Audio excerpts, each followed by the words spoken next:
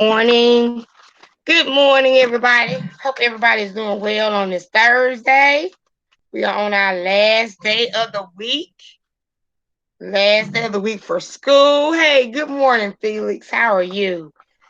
If you have not, will you please go and complete the attendance quiz? If you have not done so, that would be greatly appreciated.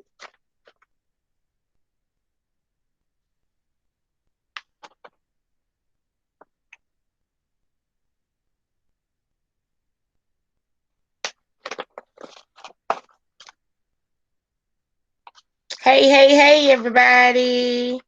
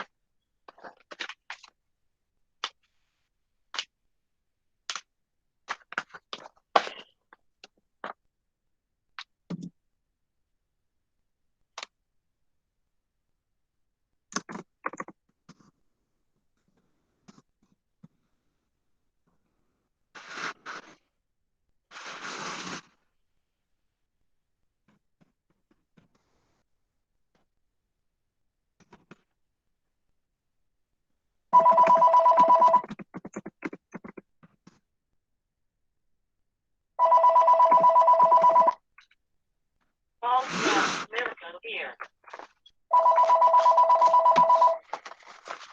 Calls from Miracle here.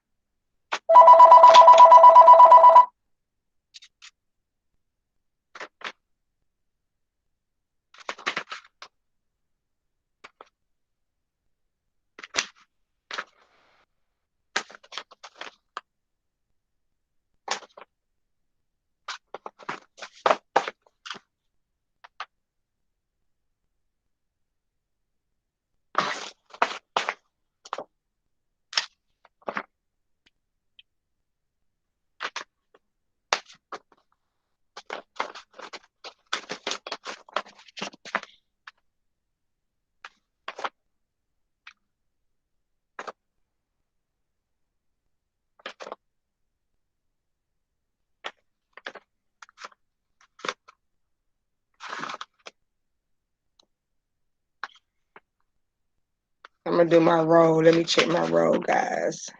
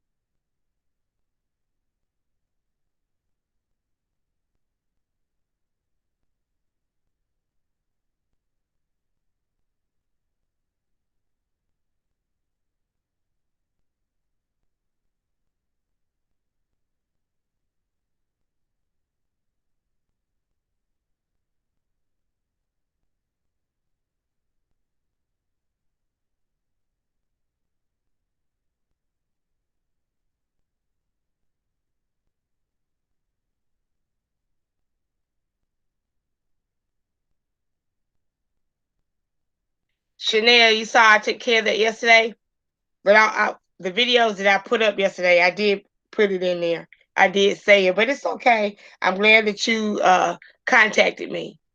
But did you notice? Yeah. Okay, I did put it in there, but it's all right. Just always just contact me like you did yesterday. We okay. We okay. Let's see.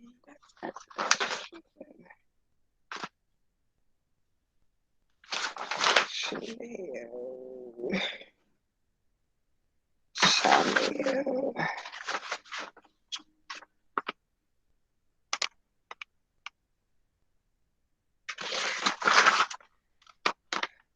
Okay, probably right about now, I guess everybody has completed the attendance quiz. So I noticed that a lot of you um, sent me your new work. via email. If y'all will, I'm gonna make sure that I record it. But if you will, if you sent me any work through email, put it in your folders. Everybody, hopefully I did it right. Everybody hopefully should have a folder. As soon as you click on it, it should say homework, second semester. That is where I want you to put all your work. It should say homework second semester. If you don't have a folder, let me know and I'll create you one. So, but I will go back and document all the emails I got, and so you can get your proper credit for it. On yesterday, I think I wanted everybody to do their 107 guided notes, looking at the PowerPoint. So today we're gonna go over the PowerPoint, if y'all don't mind.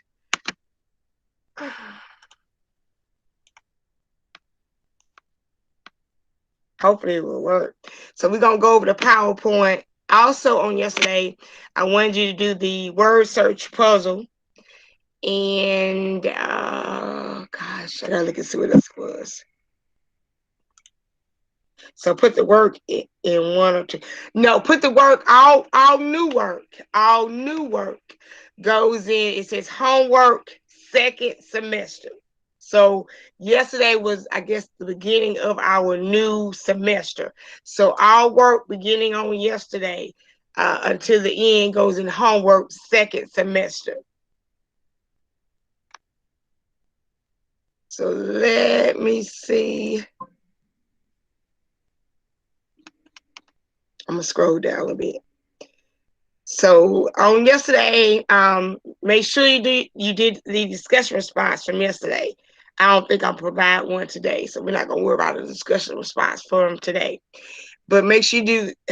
You've already done. If you haven't, go ahead and do it. The discussion response, the puzzle, which is a word search puzzle, the guided notes, and also it's your vocabulary terms.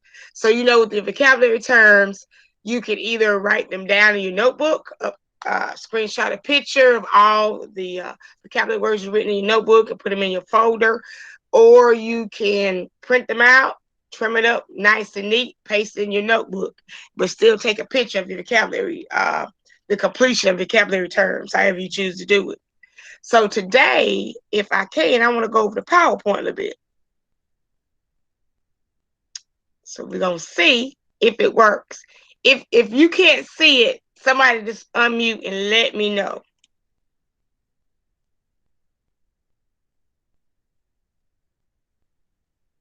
It's smaller, but that might be about as we can have it. Okay, so we are on Objective 107, which is dealing with employee sales promotion activities to inform or remind customers of the business or product. Here, we see the race cars. We want to explain the nature of sponsorship in sports and entertainment market industries. So what is sponsorship? We pretty much have an idea of what sports sponsorship is. Sponsorship is providing financial, meaning the money or other support to a sport or event in exchange for recognition. Two or more parties benefit from the arrangement in the form of a partnership. Sponsors want recognition and affiliation. So when sponsors, put out that big money, they want their name to be recognized. They want people to recognize that they are helping out a certain type of organization or sport or event, and they hopefully in exchange the customers that come to the events will be drawn to that company, will want to do more business with that company or buy more of their product.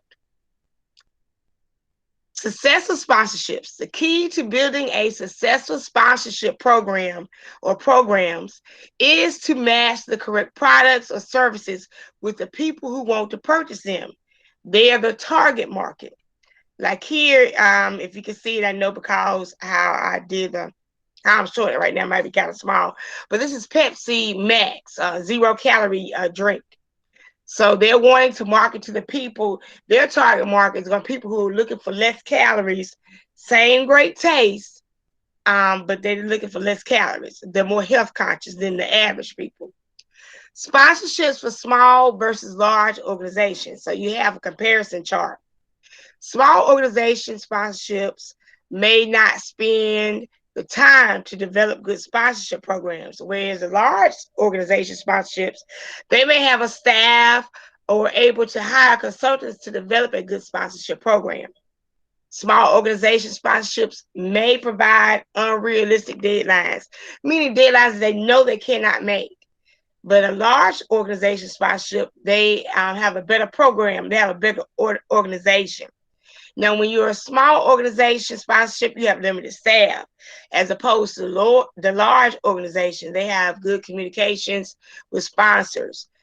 Small organization sponsorships may have more difficulty communicating with the sponsors, where the large ones they have unrealistic expectation about their event. Small sponsorships tend to develop poor relationships with the sponsors. With the large ones, they have more confidence in giving money to large organizations. So that's, there's some good, there's some bad between the small and the large. I think probably what the advantages that the large sponsorships have, they have more money to put into getting people to join their marketing team, to hire consultants who, can go out and find out what the customers' expectations are, as opposed to a small one. They sponsorship, they may not have a whole lot of money to do this, and sometimes they don't market as well. So therefore, their product or their service does not get out there. Benefits of sponsorship: public and community relations. It increases brand image. Anytime you put your name out there, like for local, high school, or in the community, the business, the name is out there, and people are more receptive to wanting to try that product or wanting to buy that product because they feel that they are helping the community. Brand recognition directly with your target market. Benefits also include sales and profits through affiliation and brand awareness. You have your market share. You're able to introduce new products, enter into new markets. Now there comes risk. This just about risk with anything. So there are risks with sponsorship. Losing streak. Sometimes things just fizzle out. They die out. People get tired of it. So the trend is over. Or there's too many sponsors at one event. Sometimes there's a whole lot of sponsors at one event. People just don't know what to try. There's so many. And I'm pretty much sure a lot of us have been to events like that, or you can only get to a certain amount because the lines are so long trying to try that product. Another risk is it could create a bad image. And you're associated with the example, Super Bowl wardrobe malfunction in 2003. I'm thinking that might have been, I'll have to check the dates of, it was Justin Timberlake and Janet Jackson. That was during the Super Bowl halftime event when they were performing, great performance. I remember that he went to do something to her top, or they would dance something, and her upper top exposed her private part up top. And there was a big thing about that. I didn't see anything major at all. I didn't see anything major at all because things happen like that.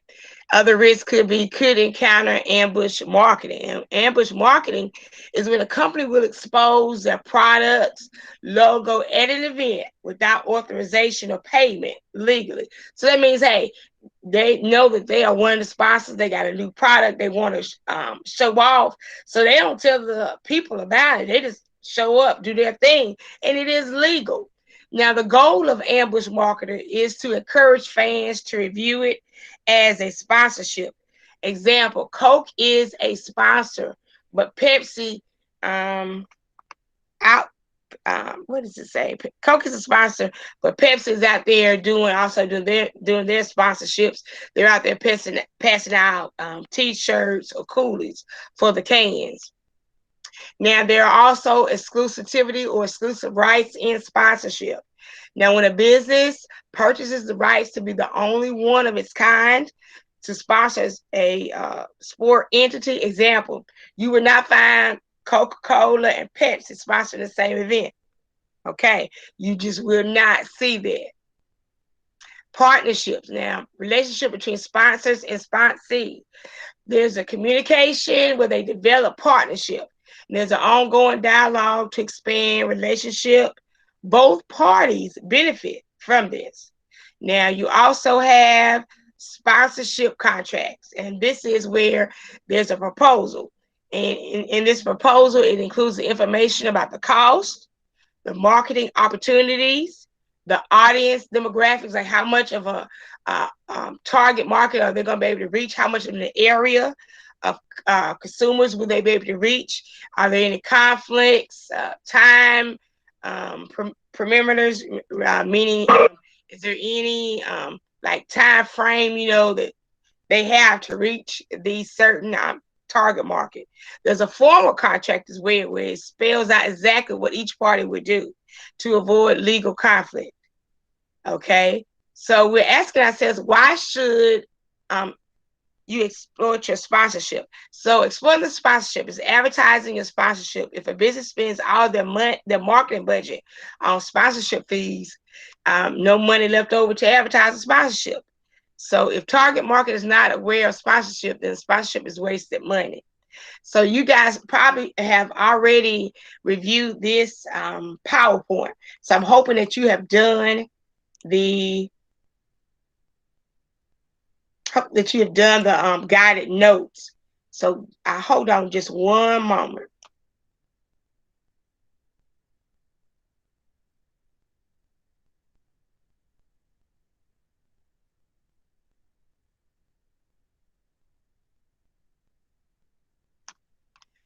All right, so hopefully I just wanted to go over the PowerPoint because I wanted to make sure, we had a full understanding of the new objective that has just been introduced. So hopefully, if you have not, you still have time to do your guided notes, the discussion response from yesterday, the word search puzzle, and let me see what else it was. If I forget again, because I think I just...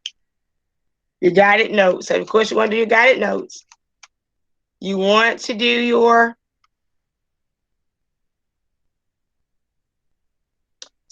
you got and your vocabulary terms. Let me check out something that I wanted.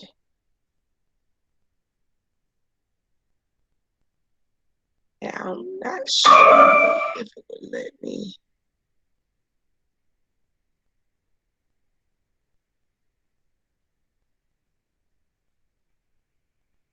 Okay, so let me see. I wanted to show y'all. Danica Patrick is a race car driver, and this is dealing with sponsorship loss. Underscores importance of financial backing in NASCAR. Hopefully, this article. We're gonna just listen to the article. I think it's gonna do what it's supposed to do. We're gonna listen to the article, and hopefully, it will talk about what we wanted to talk about. Danica Patrick's sponsorship loss underscores importance of financial backing in NASCAR. With Sprint Cup team budgets running as high as $20 million plus per year these days, corporate sponsors are as critical as ever to NASCAR. That fact of life came into focus earlier this week when GoDaddy announced it would leave the sport after this season, stranding at least temporarily one of NASCAR's most marketable drivers without a primary sponsor. What Danica Patrick and her Stewart-Haas racing team face now is another kind of race, one against time to replace GoDaddy, which has been Patrick's primary sponsor since 2010. But it's something for which Patrick has been preparing. She's always been aware that, especially in rocky economic times, sponsors can come and go. To imagine that this scenario was not possible is a lie, of course, Patrick said Friday at Talladega Superspeedway before she practiced for Sunday's Geico 500. We knew that it was possible that GoDaddy would go away. I think we're all ready and prepared to move on and figure other things out. I don't know what exactly. GoDaddy is the latest sponsor to either walk away from NASCAR or reduce its presence. Most notable is Sprint, which sponsors the Sports Top Series, leaving after the 2016 season. Just a quick word from our sponsor. Have a roofing project? Why not make one trip for everything you need? You can buy the whole GAF roofing system, from deck protection to ridge cap shingles, at the Home Depot. Save even more time when you buy online at homedepot.com and pick up in store. Get all the GAF products you need, the entire roofing system, at the Home Depot. GAF, we protect what matters most. The Home Depot is no longer sponsoring Joe Gibbs Racing's number 20 car driven by Matt Kenseth.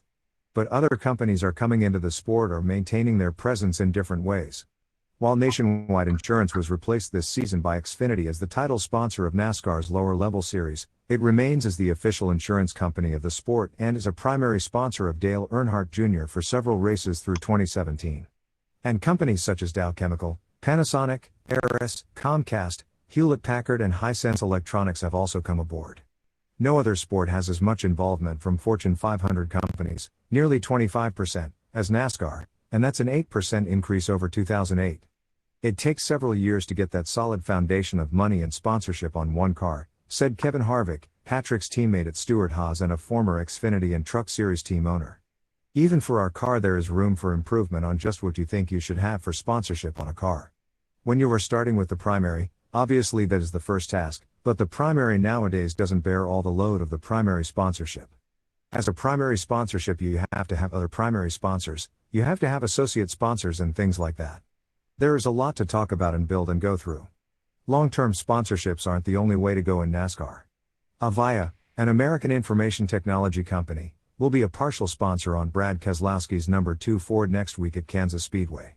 Sponsors are the lifeblood of our race teams, said Keselowski, whose primary sponsor at Penske Racing is Miller Lite. There is some purse money that we are able to make if we perform well, but usually about 70 to 80% of a team's budget comes from the sponsorship side.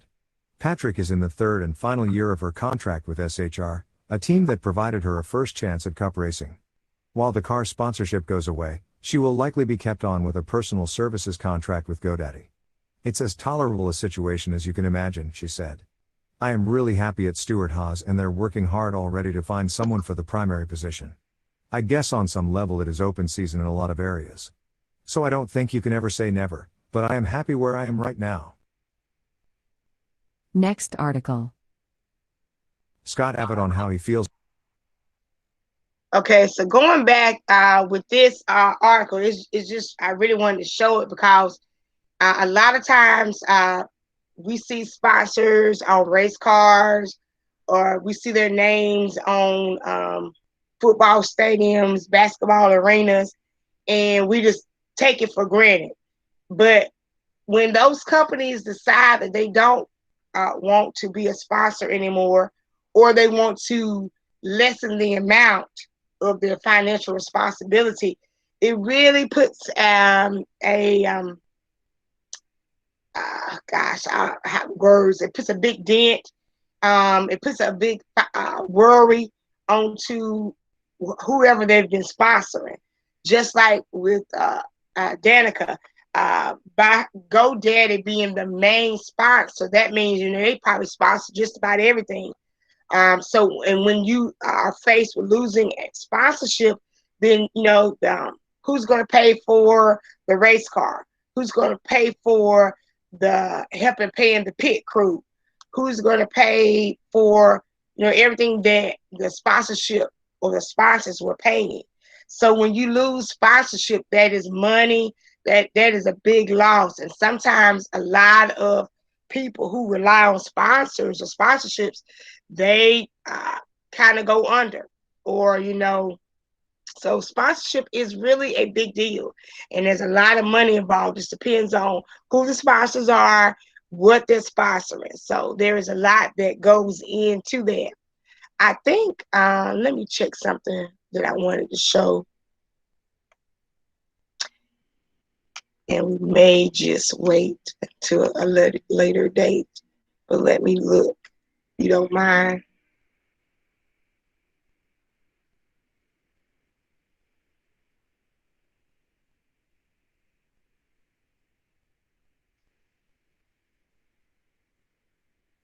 Okay.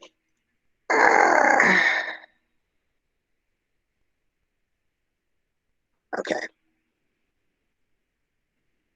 There is another activity, and I'm gonna look it over, and then I'll post on Remind.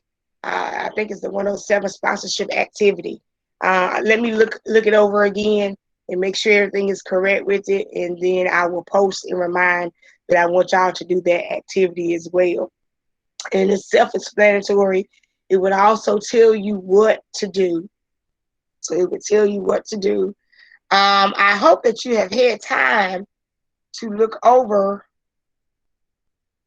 your vocabulary. So let's briefly look over your vocabulary if you can. Your vocabulary terms.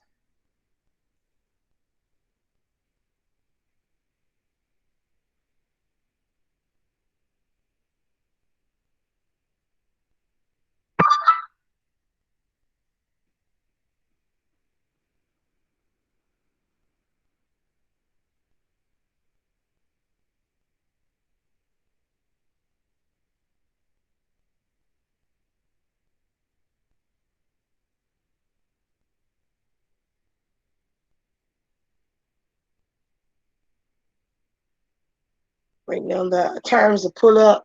So I think you had, it was 10. It was 10 vocabulary terms. And your vocabulary terms were the ones they were also included in your PowerPoint. So we talked about ambush marketing, which is a promotional technique whereby a non-sponsoring business tries to associate with the event to gain recognition as a sponsor. They decide they want to show up, and they're not associated with being a sponsor as of yet. But they come in and try to do marketing at a certain event. You have your brand recognition. Examples, NASCAR fans who demonstrate brand recognition by listing the sponsors on the car or the clothing of their favorite driver. There's a contract, which is a written agreement that is enforceable by law. You have exclusive sponsorship rights. It's a contract agreement whereby a sponsoring business will be the only provider of the good or service for a sport event. So that is when we were talking about Pepsi and Coke. You would never see Pepsi and Coke at the same event. Or if you do, you'll see the event has to be so big that you won't be able to, see them closely together. You have your export the sponsorship, which is the productivity where you utilize every promotional avenue available to gain brand recognition in association with sponsored entity.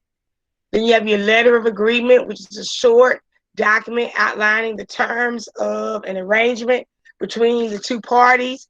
It may be considered legally binding if signed by both parties. And then you have a partner, which is a term frequently used for sponsor who teams up with a sport or event organization. Then you have your return on investment. That's the net profit divided by the investment, or the bottom line on how successful an ad or a campaign was in terms of what the returns like the sales revenue, where the money, how much money was invested. So return on investment is how much money that was put in as opposed to how much money they got out of it as far as sales. Then you have your sponsor. They exchange money, goods, and services for public recognition. You have your sponsorship, which is the provision of financial or other support to an entity in exchange for public exposure. So some of this is kind of the same or very much similar. Sponsorship proposal is an offer to a potential sponsor that includes information about the sponsorship, the cost, the marketing opportunities, and audience demographics. Then you have your sport or event entity, which is an athlete, a team, league, or event on a local, regional, national, or international level. So I want to make sure that we went over your vocabulary terms, but you more than likely, y'all guys have went over all of that. So what I'm going to do is give you the opportunity to do the word search. Make sure you've done a discussion response, your guided notes. I think I said the word search. Also, if you want to go back and look at the Danica Patrick information, you're free to do that. I am going to look over the 107 sponsorship activity, make sure everything is okay with that, and then I will send out a remind, and y'all can go ahead and get started on that. So what I am going to do, let me make sure that I have everybody here. Okay, I think I have everybody. Guys, if I should happen to, if you know that you came to class, and be honest enough that and let me know that you came to class if I happen to mark you absent. So make sure, guys, that y'all are attending classes every day, that you're keeping up with all your work. And I will make tomorrow, I'll put the attendance quiz for Fridays. You know, on Fridays, we do not have class, but I do have, I want to let you know that Monday through Thursday, I do offer a remediation class makeup, attendance makeup from 3:20 to 4:20, Monday through Thursday. Fridays, I offer 11 to 12. 1:30, 2:30, and 3 to 4. I think Mr. Tundra will also have his career chats. So I will post that in announcements and also on Remind. If you attend the career chats, I will give you 100 on the quiz grade. Also would mark off a day of absence. So it would be a great benefit to a lot of you to attend my sessions either during the week or on Fridays, and also the career chat. So I'm going to release you, give you this time to work on the new assignments that have just come up. It's not a lot. So make sure that you stay in abreast on the new assignments, and you're coming to class. And do the attendance quiz for today, do it for tomorrow. And I will see y'all guys again back on Monday. So I hope you have a great day, and I will talk with you later, guys. Bye-bye.